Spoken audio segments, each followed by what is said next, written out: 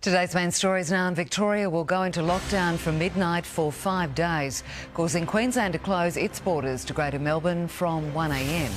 The first delivery of Australia's Pfizer jab will arrive next week, with a full vaccine rollout expected soon. Police are searching for a missing fisherman in far north Queensland. Authorities fear he could have been taken by a crocodile. And a Brisbane Bayside community is taking a stand against hoons terrorising their neighbourhood. More older Queenslanders are living at home independently, and now they can do so with confidence thanks to new technology. The system is being rolled out across the country, keeping seniors connected to help when they need it. For 92-year-old Betty Hayes, independence is everything, but her family often worry about what could go wrong. I've had a fall and I just push the button and you get attention immediately. New technology from Burt and Clark is giving families peace of mind.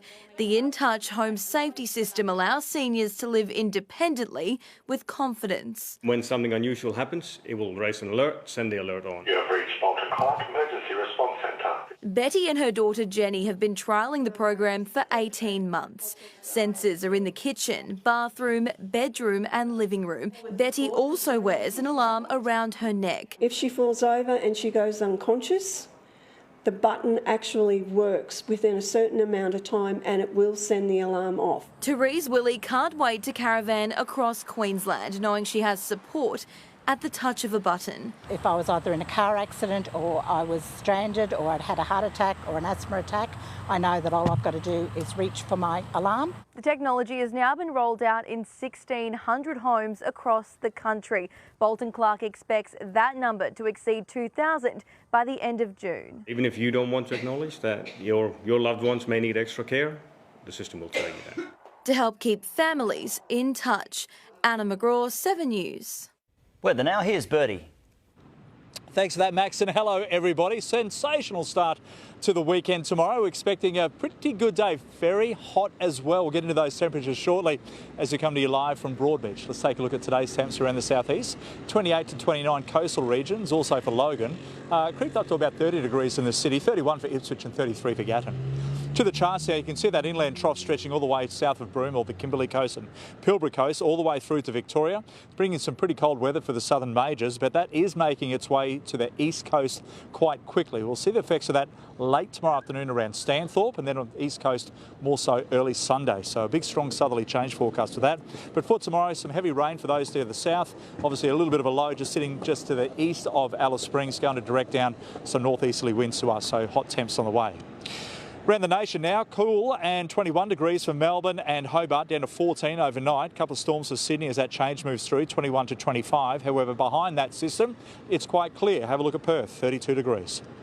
Back to the tropics now. We're going to see a partly cloudy day for Cairns with a few showers late in the afternoon, 31 degrees. Storms for Weber, good evening up there, 32 for Townsville, 31 also for Mackay.